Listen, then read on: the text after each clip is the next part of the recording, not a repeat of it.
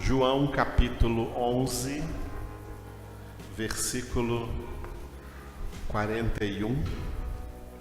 Nós estamos meditando nesse texto do sétimo sinal realizado por Jesus, de acordo com o Evangelho escrito pelo apóstolo João. O apóstolo João escolheu 7 milagres que Jesus realizou para escrever neste livro. Esse é o sétimo, a ressurreição de Lázaro, o amigo de Jesus, irmão de Maria e Marta, que moravam na cidadezinha de Betânia, cerca de 3 quilômetros de Jerusalém. Jesus chegou quando Lázaro já estava sepultado há 4 dias e operou então este milagre. Estamos vendo algumas coisas que aconteceram neste contexto muito importante. Nós vimos na quarta-feira, no versículo de número 40, a resposta que Jesus deu para Marta, a irmã de Lázaro, quando Jesus pediu para que fosse até o sepulcro onde Lázaro estava sepultado, e Jesus pediu que a pedra fosse removida do sepulcro, e Marta se objetou, dizendo que já cheirava mal, já tem 4 dias, está sepultado. A resposta de Jesus foi a nossa pregação na quarta-feira. Respondeu-lhe Jesus, no versículo 40, não te disse eu que, se creres, verás a glória de Deus? Hoje o versículo 41, depois que Jesus disse isso para Marta, versículo 41, tiraram então a pedra, e Jesus, levantando os olhos para o céu, disse: Pai, graças te dou, porque me ouviste. Repitam. Tiraram então a pedra, e Jesus, levantando os olhos para o céu, disse: Pai, graças te dou, porque me ouviste. Aleluia. Vamos ficar essa noite apenas com a primeira frase do versículo 41. Repita mais uma vez. Tiraram então a pedra. Tiraram então a pedra.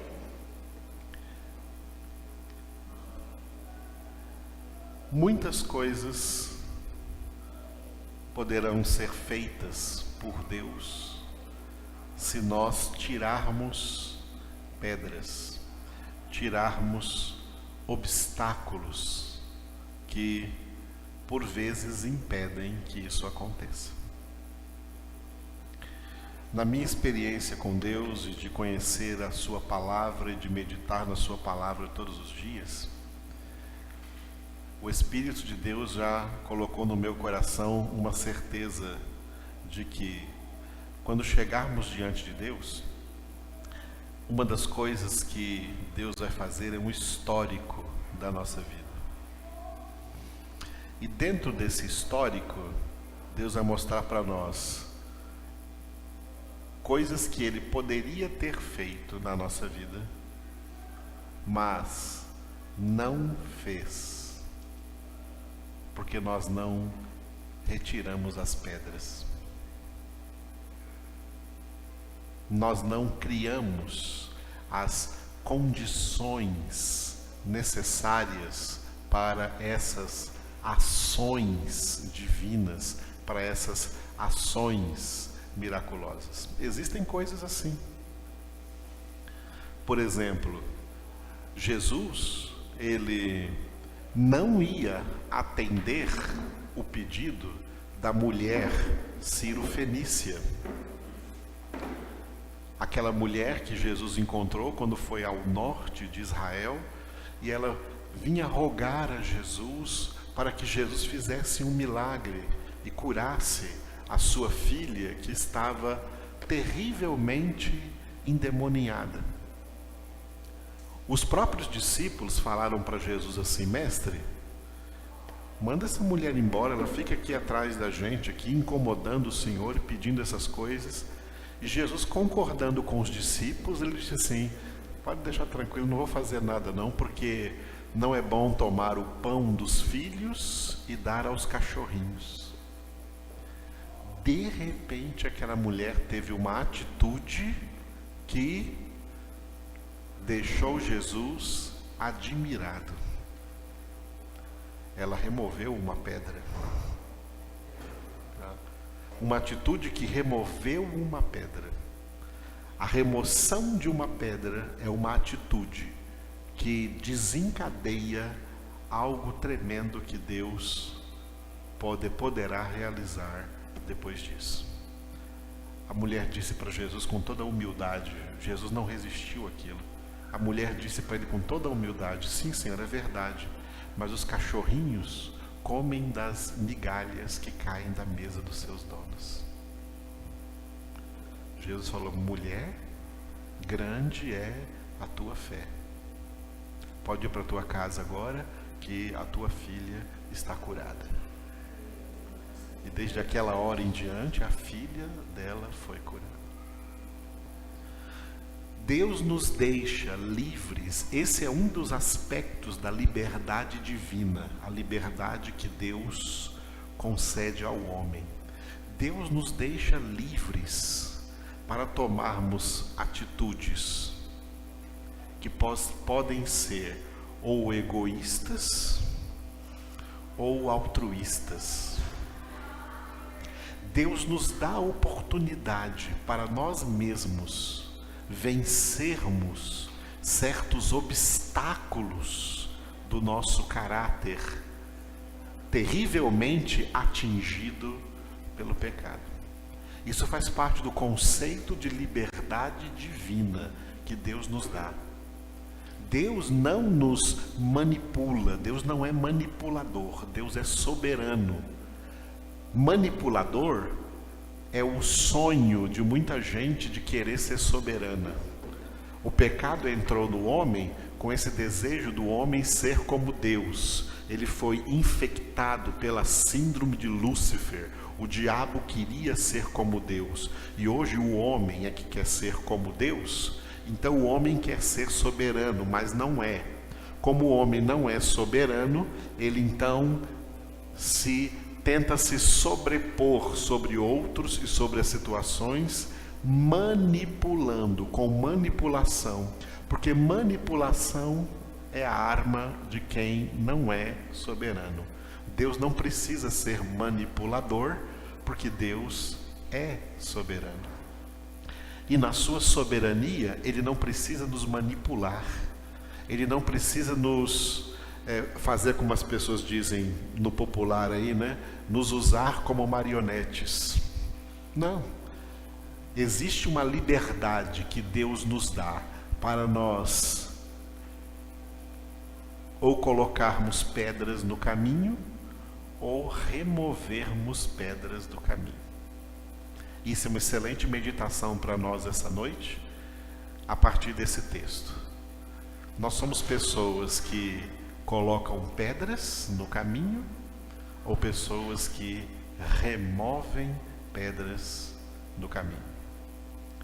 Isaac, pouca coisa na Bíblia se fala de Isaac. Se fala mais de Abraão e depois mais de Jacó. De Isaac se fala poucas coisas. Mas uma das coisas que se fala de Isaac é que Isaac ele era um abridor de poços. Isaac gostava de abrir poços. Ele via a terra seca, via o gado sofrendo de sede, os servos, as servas, as pessoas sofrendo de sede. Então o que ele fazia?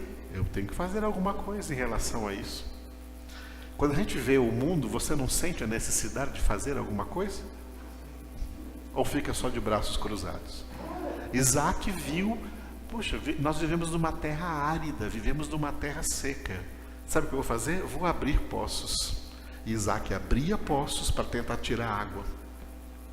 Mas os filisteus que habitavam naquela terra, os filisteus eram um dos descendentes dos povos cananitas, dos povos cananeus, esses povos que terminavam com eus, girgazeus, eveus, heteus. Entre eles estavam também os filisteus.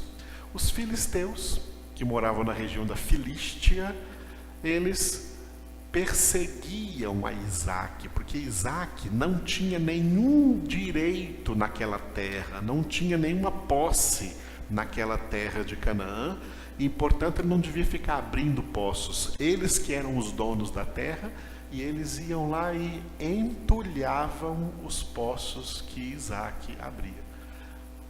Isaac abria poços, os filisteus entulhavam poços. Isaac removia pedras, os filisteus entulhavam as coisas com pedras.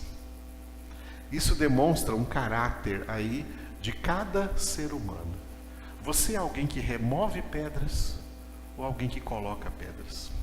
Alguém que coloca obstáculos ou alguém que remove obstáculos?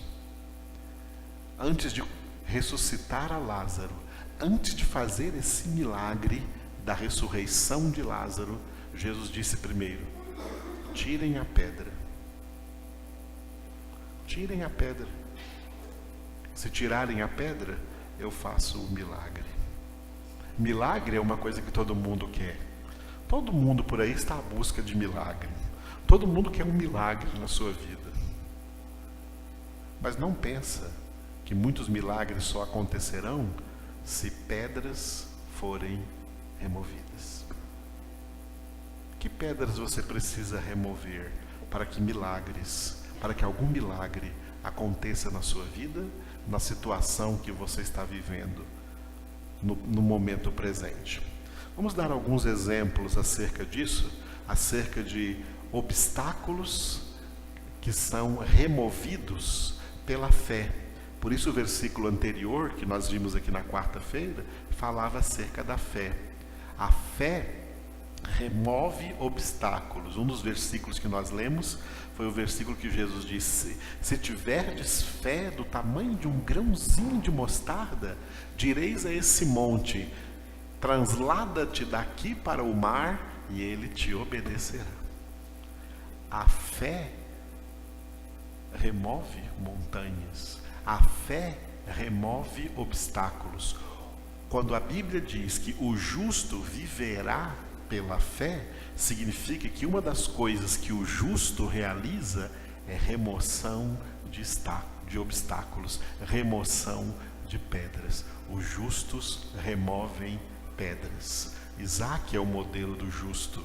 Isaac, aliás, é um modelo de Jesus. Abraão é um modelo do Pai. Jacó é um modelo do Espírito Santo. Isaac é um modelo de Jesus. Isaac abria poços. Isaac removia pedras. Os filisteus representam homens maus, gente de caráter ruim, que não remove pedras e não ajuda outros a removerem pedras, mas estão sempre prontos a entulhar poços, colocar obstáculos, colocar pedras, colocar dificuldades. Deus quer que nós, se somos filhos de Deus, temos uma atitude como a de Isaac, que era um protótipo do Filho de Deus, Jesus Cristo. Ser imitadores de Cristo é ser removedores de pedras, é ser removedores de obstáculos, e não gente que coloca obstáculo, e não gente que coloca dificuldade. Quando os apóstolos começaram a pregar o Evangelho, eles estavam abrindo o maior de todos os poços. A pregação do Evangelho é abrir poços, é abrir para a humanidade inteira esperança de salvação, mostrar em Cristo Jesus a única salvação, o único Salvador. Logo se levantaram os escribas e fariseus, que eram os religiosos, que se achavam então os donos da palavra, que só eles podiam pregar. Quem é esse pescadorzinho aí que vem lá da Galileia, de Cafarnaum, para pregar aqui em Jerusalém? E ele começou a perseguir os apóstolos, especialmente Pedro e João, e tentaram intimidá-los de todas as maneiras até os prenderam, os chicotearam para impedi-los de pregar o Evangelho. O que eles fizeram? Eles levaram essa notícia para a congregação, levaram essa notícia para a igreja e eles oraram. Vamos ver a oração deles? Abra em Atos dos Apóstolos, capítulo 4, a partir do versículo 23. Do 23 até o 31.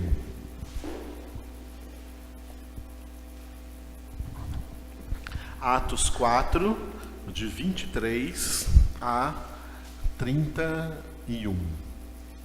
Glória a Deus. Vamos ler juntos.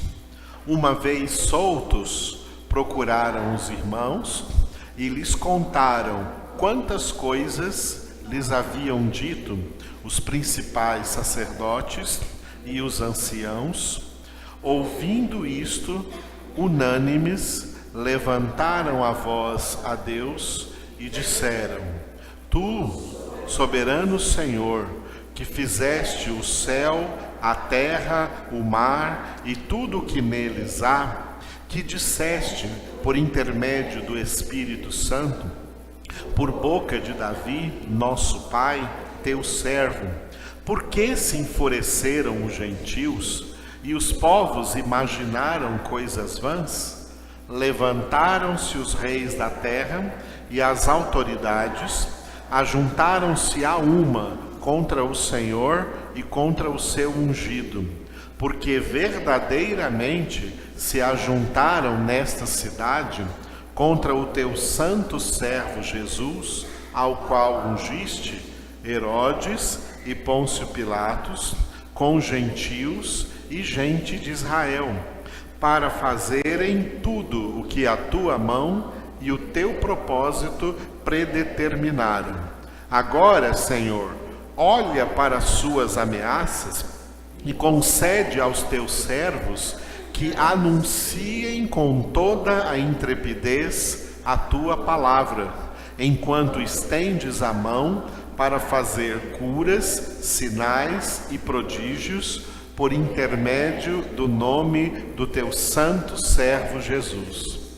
Tendo eles orado, tremeu o lugar onde estavam reunidos, todos ficaram cheios do Espírito Santo e com intrepidez anunciavam a palavra de Deus.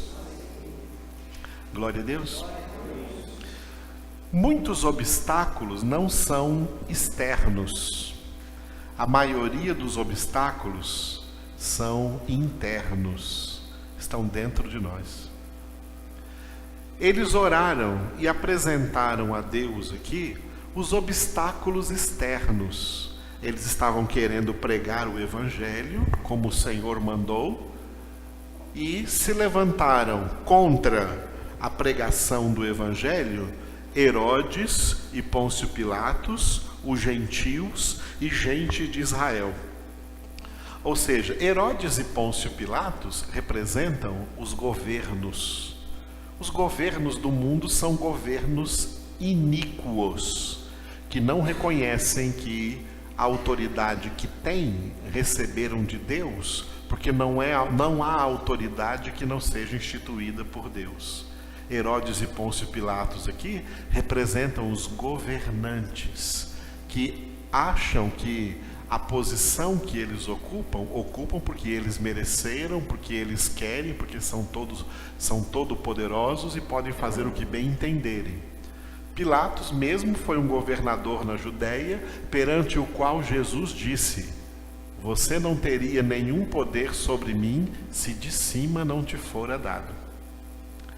As autoridades no mundo, os governos do mundo, como está escrito no Salmo de número 2, os reis da terra, os príncipes do mundo, se levantam contra o Senhor e contra o seu Cristo, contra Deus e contra Jesus, contra o verbo de Deus, contra a palavra de Deus.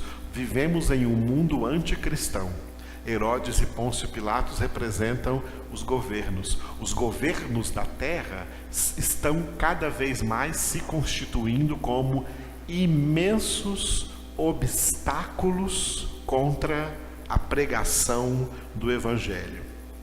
Os gentios representam o mundo, o secularismo, o mundo sem Deus, o mundo sem religião, o mundo sem Deus, o mundo afastado de Deus, o mundo que ama só as coisas do mundo. Tudo o que há no mundo, 1 João capítulo 2, de 15 a 17 está escrito, tudo o que há no mundo é a concupiscência da carne, a concupiscência dos olhos e a soberba da vida. O sistema do mundo, o sistema secular, o mundanismo também é um imenso obstáculo levantado contra o Evangelho, contra Deus e contra Cristo. E, por último aqui, gente de Israel. Essa gente de Israel, eu estou aí no versículo 27, aí, tá? Essa gente de Israel representa os sistemas religiosos que existem no mundo. Que apesar de serem, como eu estou dizendo aqui, religiosos, eles também são um sistema levantado contra Deus, não a favor de Deus, contra Deus, contra Cristo, contra a palavra de Deus. A religiosidade é contra Deus, a religiosidade não é de Deus. Olha os 3 elementos, 3 obstáculos: Herodes e Pôncio Pilatos, os governos do mundo, os gentios, os sistemas do mundo, o sistema secular do mundo, a gente de Israel, os sistemas religiosos no mundo. Todos esses 3 tipos de sistemas são obstáculos externos contra a pregação do Evangelho.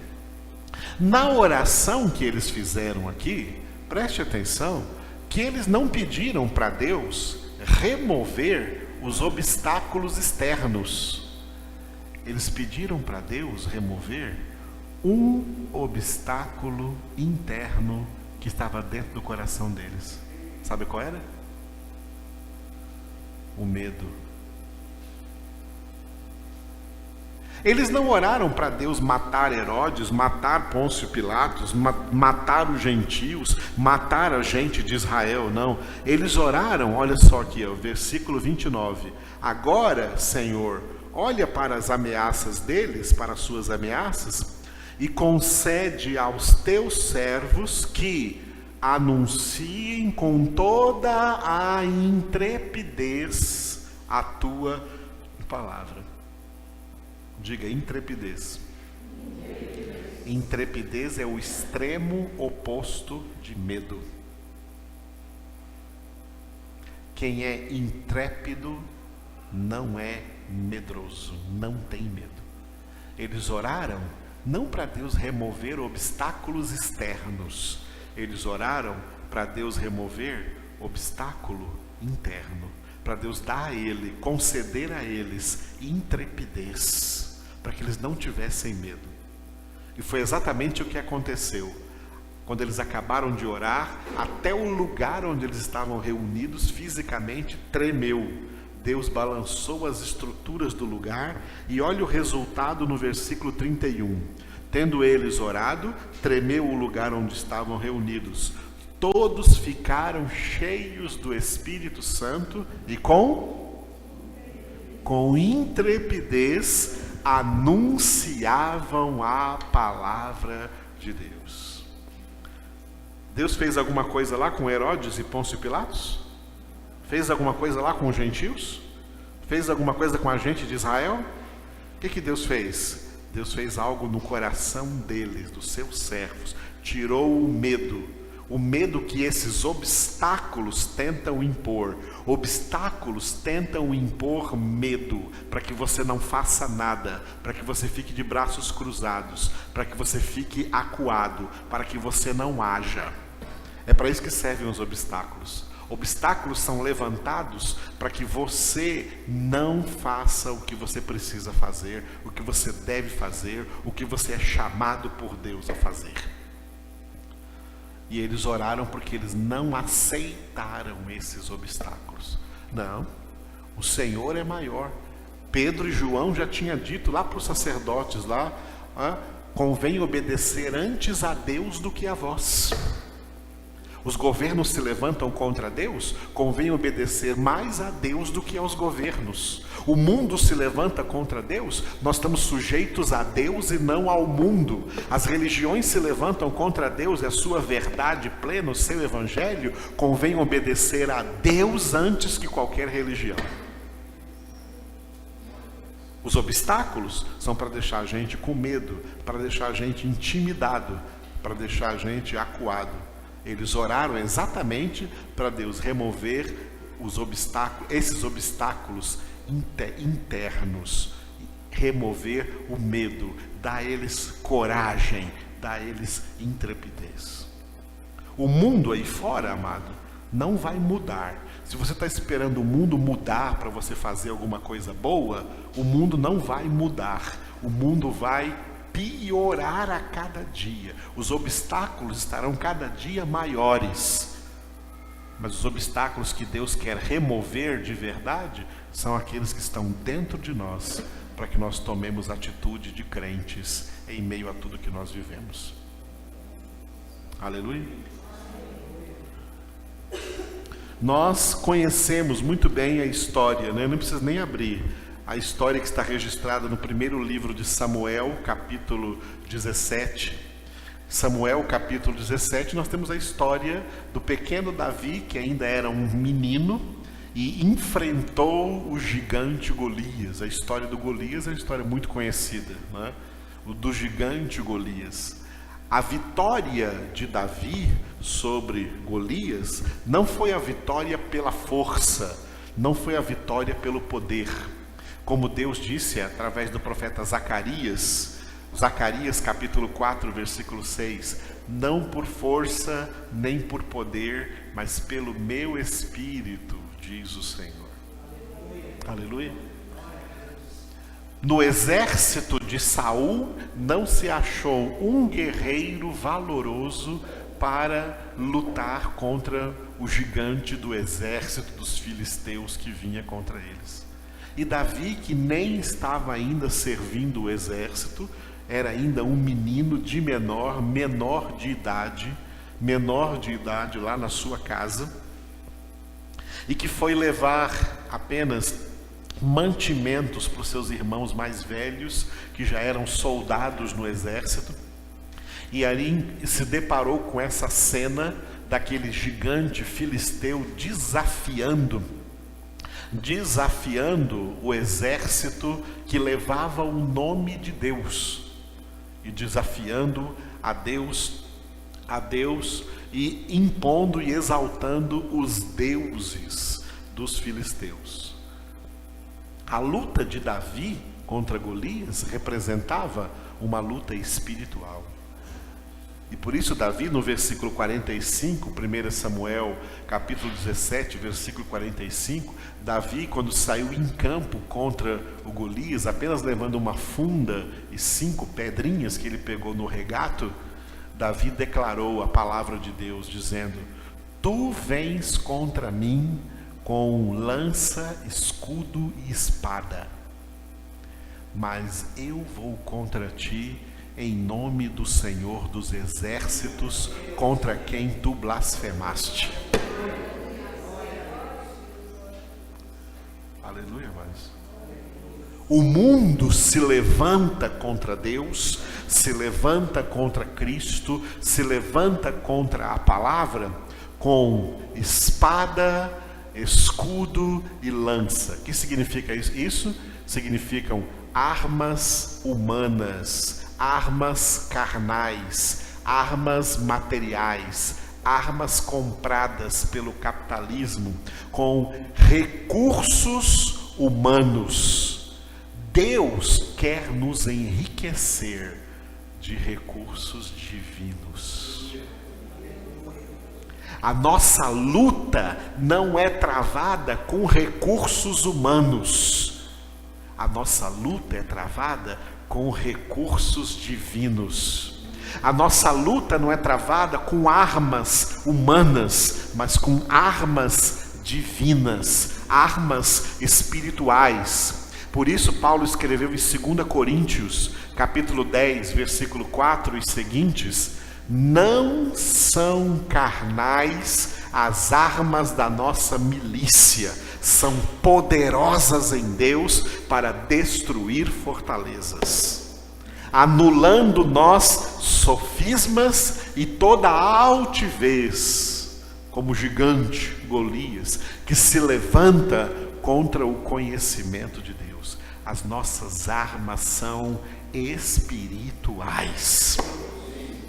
Por isso o apóstolo João escreveu na primeira carta: maior é o que está em nós do que o que está no mundo.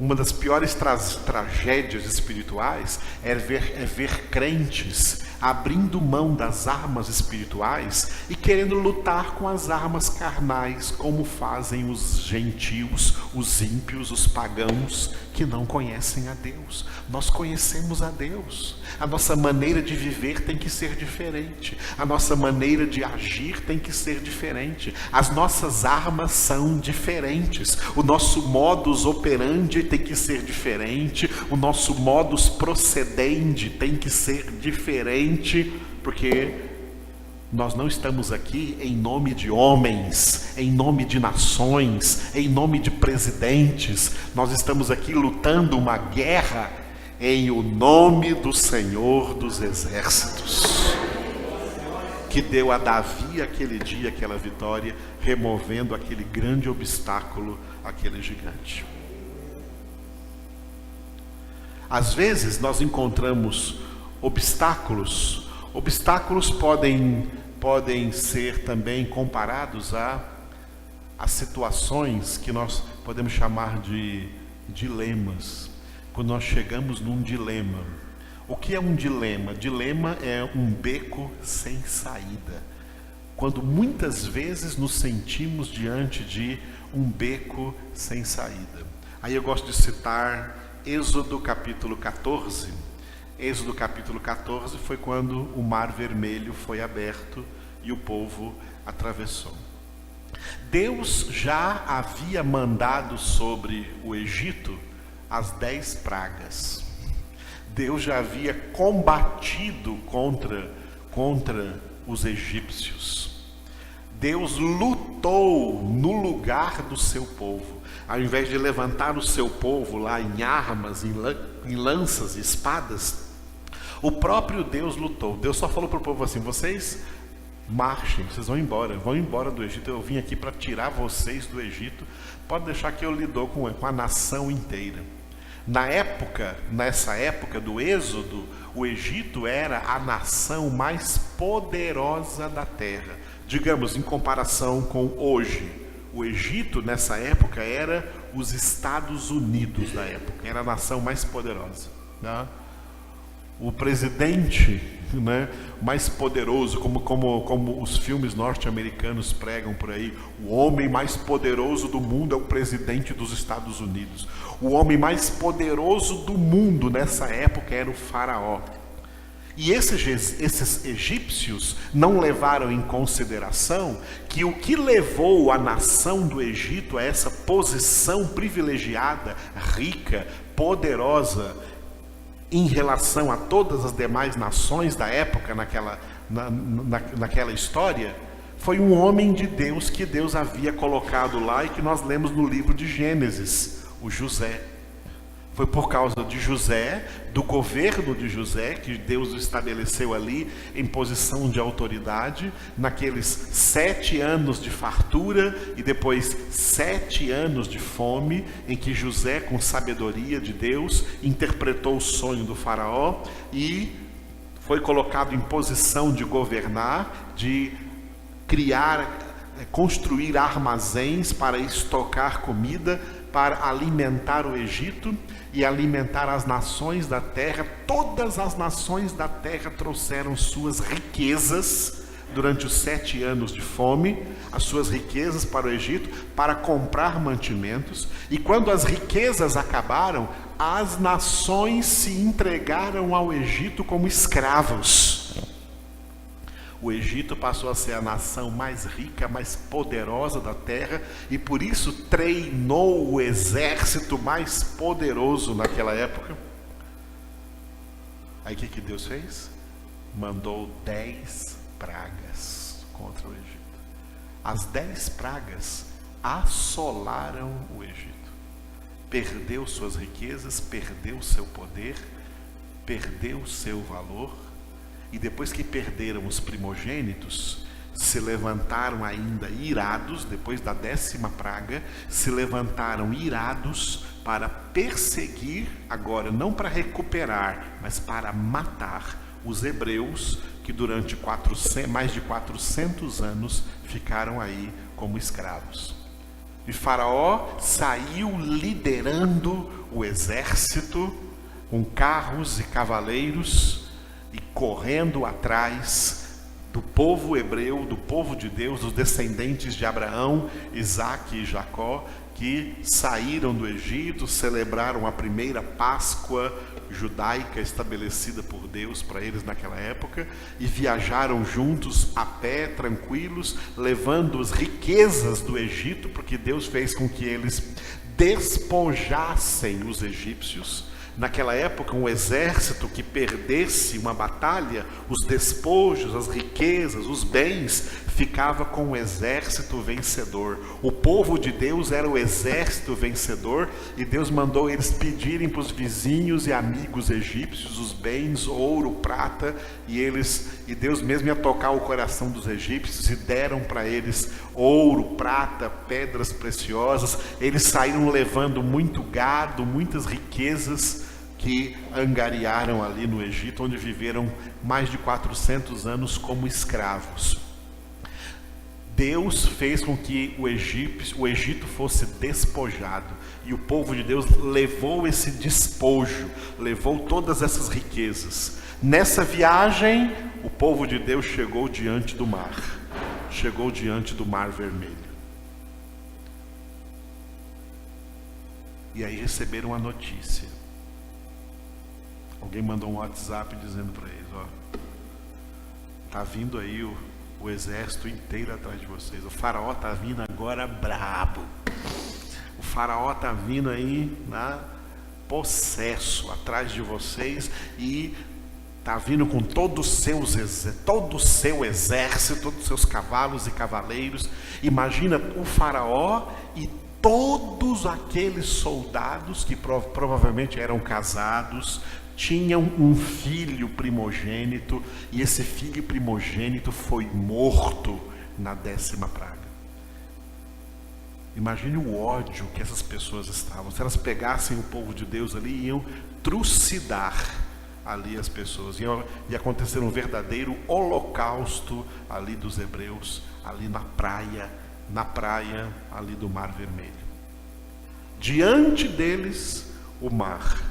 Atrás deles vinha o exército para matá-los. Muitos do meio do povo.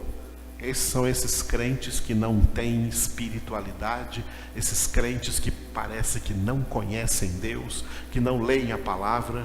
Ao invés de terem uma atitude de fé, uma atitude que remove pedras, eles também criaram um novo obstáculo. Começaram a murmurar contra Deus, começaram a murmurar contra Moisés, contra Arão. Mas por que você veio aqui nos tirar do Egito? Agora nós vamos morrer aqui nessa praia. Será que não tinha sepulcros lá no Egito para sepultar a gente? Vamos morrer aqui no meio dessa areia aqui, porque não tem saída. Estamos em um beco sem saída. E muita gente murmurava. E Moisés, vendo o povo murmurar, orou a Deus. Aí nos versículos 15 e 16, Êxodo 14, 15 e 16, Deus fala para Moisés assim: por que clamas a mim? Não é hora de clamar. Por que clamas a mim? Diga ao povo que marche. Diante dos obstáculos, não é para ficarmos acuados. diante dos obstáculos, não é para ficarmos murmurando. Diante dos obstáculos, é para continuar a marchar, é para continuar a caminhar, é para continuar a andar. A nossa marcha é para Nova Jerusalém. Os obstáculos querem exatamente isso, que a gente pare. Deus quer que a gente marche. Diga ao povo que marche. E tu, Moisés, pega agora o bordão que está aí na tua mão, eu já te dei.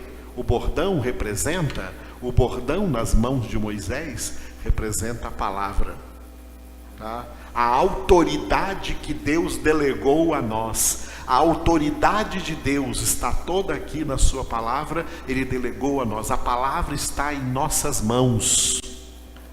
Por isso diz no Salmo 149 que o povo de Deus deve ter nos lábios os altos louvores de Deus e nas mãos a espada de dois gumes para tirar vingança de todas as nações da terra. Já leu o Salmo 149? É isso que o Salmo 149 diz. Altos louvores de Deus em seus lábios. Cadê? Não ouvi nada. Altos louvores de Deus nos seus lábios. E nas mãos, espadas de dois gumes. Ou seja, nos lábios não é reclamação, nos lábios não é murmuração, nos lábios, os altos louvores de Deus. Em tudo dai graças, essa é a vontade de Deus em Cristo Jesus. E nas mãos, tá? Mãos significa aquele servo prudente, aquele obreiro que não tem de que se envergonhar, que maneja bem a palavra da verdade. Nas mãos, a espada de dois gumes. Moisés fere o mar com esse bordão. O mar representa o mundo. O mundo que está ferindo, tentando ferir a Deus, tentando atingir o inatingível, tentando se levantar contra Deus, contra tudo que Deus instituiu. E muitos crentes não estão fazendo nada. Parece que eles não têm espada para lutar contra o que estão falando por aí. A nossa espada é a palavra de Deus, a espada de dois gumes, e com ela nós mostramos: Deus é soberano, Deus está acima de tudo, Deus está acima de todos. Com essa espada nós temos que ferir o mar. Ferir o mar é pregar o evangelho nesse mundo torpe, nesse mundo vazio, nesse mundo incrédulo, nesse mundo luxuriento que nós estamos vivendo. Pregar a verdade que é Jesus Cristo, pregar a palavra de Deus. Moisés feriu o mar, e aí o milagre veio. Vocês percebem que o milagre vem quando quem é de Deus o obedece? Quando Moisés obedeceu a Deus e feriu o mar, o milagre aconteceu. O mar foi aberto. E o povo de Deus passou a pé enxuto pelo meio do mar. E os ímpios que quiseram aproveitar do caminho aberto por Deus no meio das águas, e Deus terminou de derrotar o Egito, matando todo o seu poderoso exército, inclusive Faraó, afogado nas águas. E do outro lado, Miriam pegou o seu tamborim, e Moisés e Arão começaram a cantar: só o Senhor é Deus.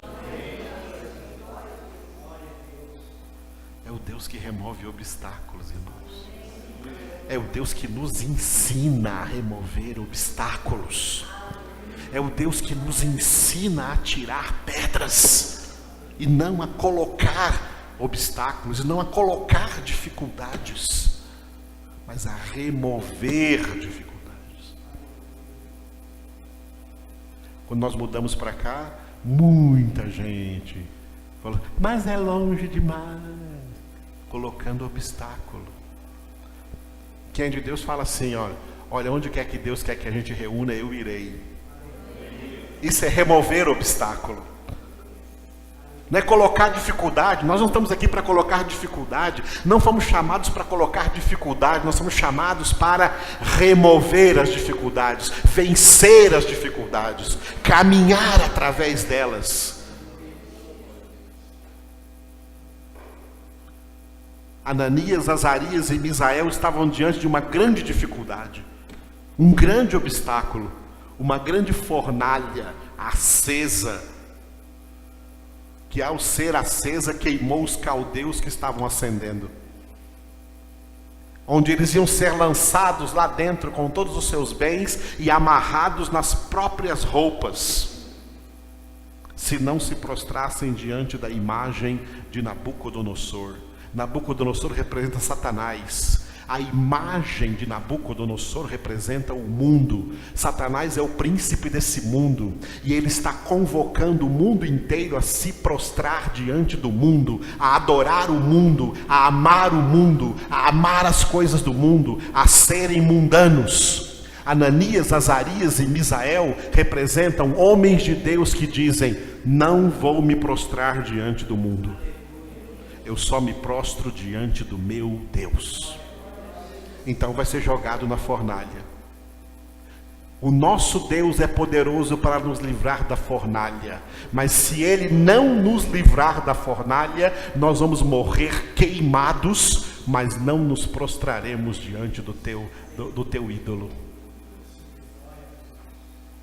E foram jogados assim dentro da fornalha, e Nabucodonosor olha lá para dentro e vê não 3 homens amarrados, mas 4 homens livres andando dentro da fornalha. E no dizer de Nabucodonosor, um deles parecia ser o filho dos deuses. Era o filho de Deus que andava com eles dentro da fornalha. É Jesus que anda conosco pelo vale da sombra da morte. Enquanto nós atravessamos esse mundo, Jesus disse: eu estou convosco todos os dias. Por que nos acuamos? Por que nos amedrontamos? Ele está conosco.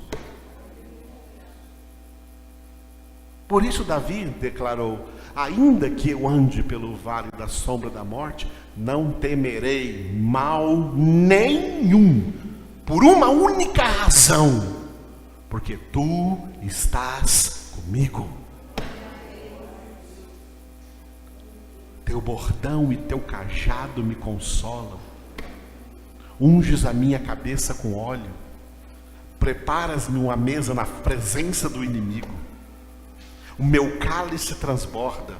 Bondade e misericórdia me seguirão todos os dias da minha vida, e habitarei na casa do Senhor para todo sempre. Gente, você conhece o seu Deus?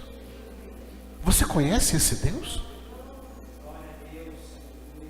Por que estão tímidos, acuados, fechados, cercados de obstáculos que as próprias pessoas é quem colocam os obstáculos? Nós temos que aprender a ser pessoas que removam obstáculos. Existem, e essa é uma das realidades dos obstáculos, é parecerem assim, situações aparentemente insolúveis. O que são obstáculos? São problemas, coisas, realidades que surgem na nossa vida e que aparentemente são insolúveis. Parece que isso não tem solução. Porque aparentemente. Gênesis capítulo 21 conta a história da época em que Deus mandou que Abraão dispensasse e mesmo despejasse de sua casa a serva de Sara, com quem Abraão havia tido um filho, o Ismael. Sara não queria que ela ficasse mais, porque agora ela tinha Isaac, E Deus concordou com Sara e disse para Abraão: ouve a tua esposa, faz o que ela está mandando e manda Agar embora. Não preocupa não com a vida do Ismael, porque você já orou por ele, Abraão, e eu vou abençoar esse menino aí. Ele também vai ter 12 nações. 12 príncipes sairão dele. E lá vai embora a escrava, mandada embora, né, de casa, levando apenas o seu menino, o seu filho único que tivera com o seu senhor. Lá no meio do deserto, Sara colocou o menino debaixo de um pé, de uma planta qualquer lá do deserto, deixou o menino chorar e foi para um pouco mais distante, onde ela se prostrou também, para não ver o menino morrer, porque iam todos morrer de fome. Os dois iam morrer de fome, iam morrer de sede, iam morrer debaixo daquele sol causticante. Aparentemente não tinha solução para ela. Mas aí Deus lhe abriu os olhos. Gênesis 21, 19 diz isso. Deus lhe abriu os olhos e ela viu que tinha um poço. E daquele poço ela descedentou o seu filho e a sua própria sede. E a partir daquele poço ela criou o seu filho ali naquela região. As soluções estão sempre próximas, só pelo fato de Deus estar conosco. Só que se nós não formos espirituais, se formos carnais, vamos ficar espiritualmente cegos, debilitados e não enxergar a solução e cair em desespero, porque não estamos vendo, não estou vendo nenhuma solução.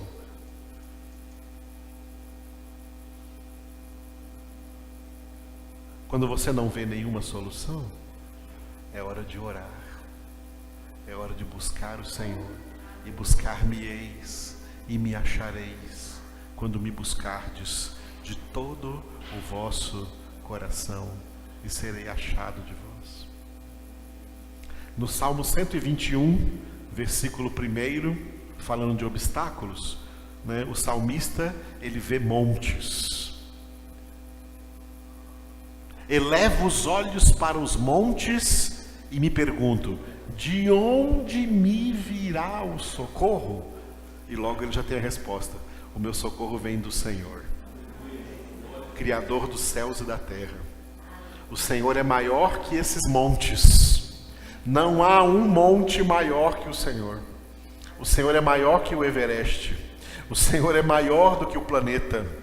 O Senhor é maior do que o universo. Não há um obstáculo, não há uma montanha, não há um monte maior do que o nosso Deus. Os montes, os obstáculos se levantam para te intimidar e dizer: agora não tem solução. Falando disso que nós estamos tratando nessa noite, é importante isso que estamos falando, irmãos? Falando disso nessa noite, né, nós temos que tocar num assunto que Jesus também tocou. O grande obstáculo que nós todos vivemos no dia a dia, pela nossa sobrevivência terrena. Pela sobrevivência terrena. Temos medo de não ter o que comer. Temos medo de não ter o que vestir, de não ter segurança material. Muita gente aí querendo trabalhar, e o sonho das pessoas, né? O sonho das pessoas é independência financeira, independência material. Por muitas décadas se dizia que o sonho americano, né? O sonho americano, todo mundo lutando atrás do seu primeiro milhão. Claro que não quer ficar no primeiro, quer atrás de muitos milhões. Porque a segurança carnal, A segurança do homem sem Deus está nas coisas materiais, está no capitalismo, no materialismo. A segurança de quem não tem Deus está nas coisas que ele precisa ter para se sentir seguro. Mateus capítulo 6, a partir do versículo 25, Jesus falou assim, não andeis ansiosos pela vossa vida, nem pelo que haveis de comer, nem pelo que haveis de vestir. A vida é mais do que o alimento, e o corpo é mais do que as vestes. Olhai as aves do céu, não semeiam, nem ceifam, nem recolhem nos celeiros, mas o vosso Pai Celeste as alimenta. Olhai os lírios do campo, não trabalham e nem fiam, mas eu vos digo que o próprio Salomão, no auge da sua glória, não se vestiu como um deles. Se Deus veste assim a erva do campo, que hoje cresce e amanhã é lançada ao fogo, quanto mais a vós outros homens de pequena fé. São os ímpios, os que não têm Deus, que se preocupam com todas essas coisas. Aí Jesus deu o segredo é: buscai em primeiro lugar o reino de Deus e a sua justiça, e todas essas coisas vos serão acrescentadas.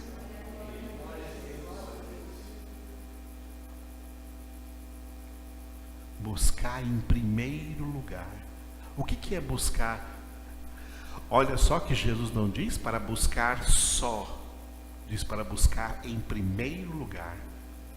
Porque tem outras coisas que você vai buscar. É claro que você tem que trabalhar, é claro que você tem que estudar, mas isso não pode estar em primeiro lugar. Ele não diz para você só buscar o reino de Deus e a sua justiça. Diz para buscar o reino de Deus e a sua justiça em primeiro lugar. Não em segundo, nem em terceiro, nem em último. Em primeiro lugar. E outras coisas que você vai providenciar, deixa para segundo, terceiro, quarto, quinto, sexto, sétimo lugar. Mas em primeiro lugar, o reino de Deus e a sua justiça. O reino de Deus é buscar a sujeição a Deus. Buscar o reino de Deus é obedecer a Deus, entendendo que Ele é rei e que você é súdito, e que o súdito obedece o rei, que o súdito deve obediência ao rei. Buscar o reino de Deus em primeiro lugar é se posicionar em situação de obediência a tudo que Deus manda. Obedientes são abençoados. Toda bênção vem pela obediência. Bênção não vem por campanha. Bênção não vem por religiosidades místicas. Bênção vem por obediência. É quem obedece a palavra de Deus, quem ouve a palavra e a obedece e a pratica, estará edificando a sua casa sobre a rocha. A bênção vem pela obediência. Buscar em primeiro lugar o reino de Deus é aprender a ser obediente a Deus. E aprendendo a ser obediente a Deus em tudo, estará buscando a sua justiça, porque a justiça de Deus é a sua santidade. A justiça de Deus é a santidade de Deus. Obedecendo a Deus, tudo que Deus manda se resume em um único mandamento: sede santos. Ser santos é pensar como santos, falar como santos, agir como santos, viver como gente que está sendo santificada pelo poder de Deus. É isso que nós temos que buscar com todo afinco em primeiro lugar na nossa vida. E a partir disso, o nosso trabalho será abençoado, o nosso estudo será abençoado, a nossa família será abençoada. Deus não vai fechar a mão para nos dar os recursos que Ele sabe que necessitamos. Jesus disse: vosso Pai Celestial sabe que necessitais de todas essas coisas. Mas a maioria das pessoas colocam a luta pela sobrevivência na terra em primeiro lugar. E não Deus em primeiro lugar. Colocam a sua profissão em primeiro lugar, porque o dinheiro é mais importante para essa pessoa. Jesus disse: ninguém pode ter dois senhores. Não podeis servir a Deus e a Mamon. Não podeis servir a Deus e as riquezas. Não podeis servir a Deus e o dinheiro. Mas as pessoas estão amando o dinheiro e correndo atrás, buscando em primeiro lugar o dinheiro. E muitos ainda dizem: quando eu tiver bastante dinheiro, eu venho para a igreja. Mas agora não estou indo porque eu estou ocupado demais com o meu trabalho. O meu trabalho vem em primeiro lugar. Será que o teu trabalho vai levar você para o céu? Responda essa pergunta.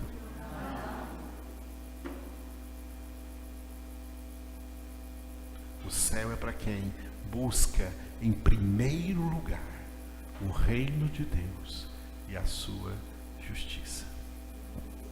E essas outras coisas serão acrescentadas. São muitas pedras a remover, amados. João 11:41, eles tiraram a pedra e Jesus ressuscitou a Lázaro.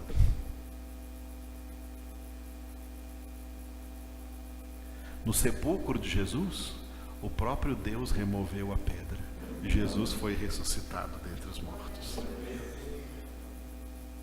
E depois de vivermos uma vida inteira aprendendo a remover obstáculos, aí a Bíblia diz para nós em 1 Coríntios capítulo 15, versículo 26, o último obstáculo, o último inimigo a ser vencido é a morte. E já temos a garantia dessa vitória, porque Jesus é as primícias da nossa ressurreição. Em Cristo Jesus podemos cantar para a morte: ó morte, onde está a tua vitória? Onde está o teu aguilhão? Em Cristo Jesus podemos dizer como Paulo disse: para mim o viver é Cristo e o morrer é lucro, porque eu só estarei mais perto do meu Senhor e terei acabado a minha jornada nessa terra. O nosso Deus é o que nos ensina a remover obstáculos. Tira os obstáculos, né? Remova os obstáculos que está impedindo você de orar todos os dias, orar em sua casa. Remova os obstáculos.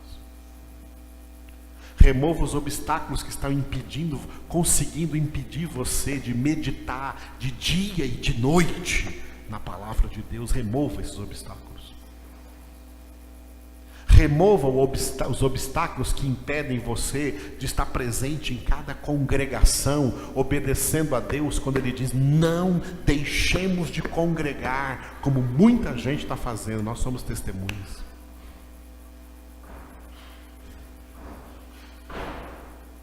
Por quê?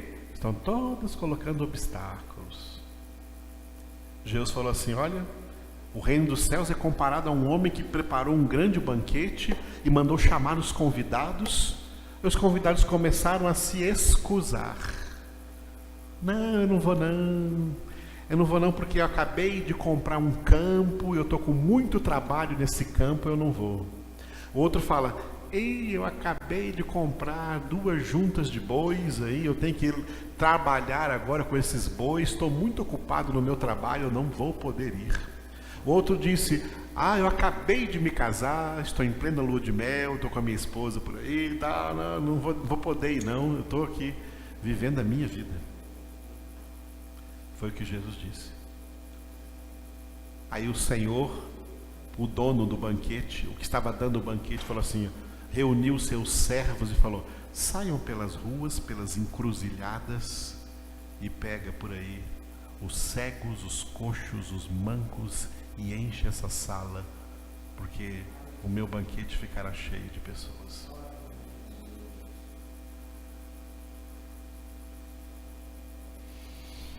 Eu não sei quem que você é não, mas eu sei quem eu sou.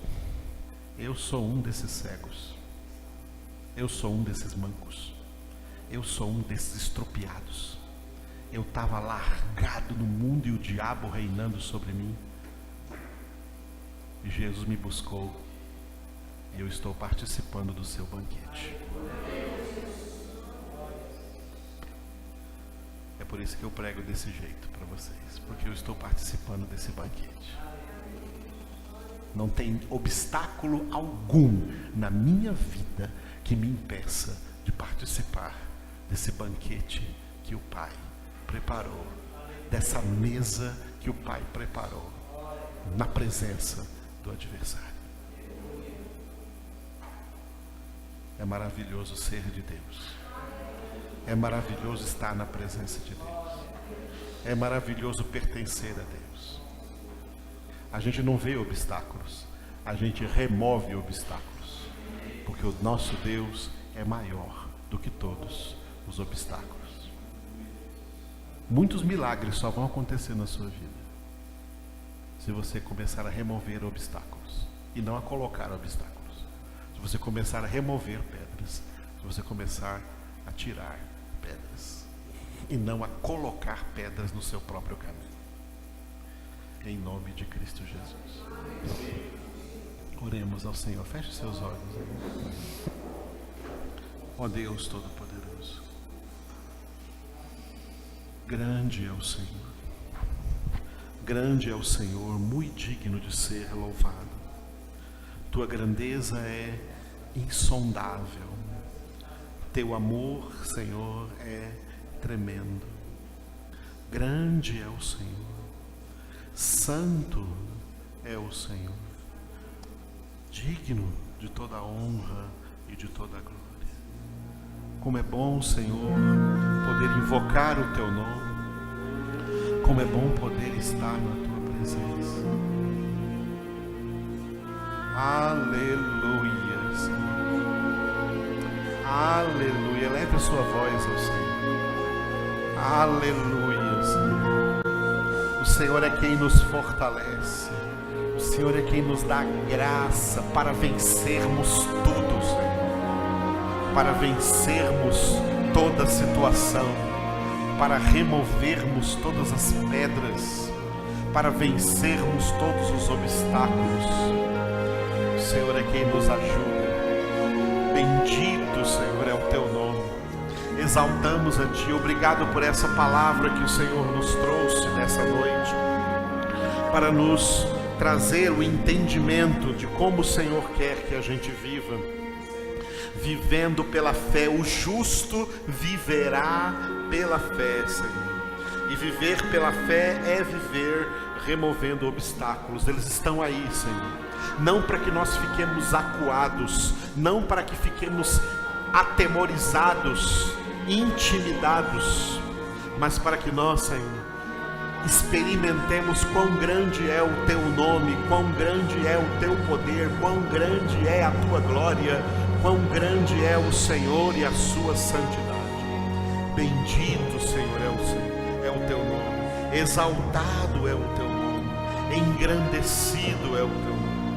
Por isso Te adoramos, glorificamos, exaltamos, Senhor. Obrigado por cada um dos que essa noite aqui compareceram para ouvir essa palavra, Senhor. Obrigado por todos aqueles que ao longe estarão ouvindo essa palavra. Toca no coração de cada um de nós e faça de nós esse povo, Senhor. Esse povo que não colocou obstáculos para comparecer no banquete preparado pelo Senhor, na grande ceia, aleluia, que o Senhor preparou.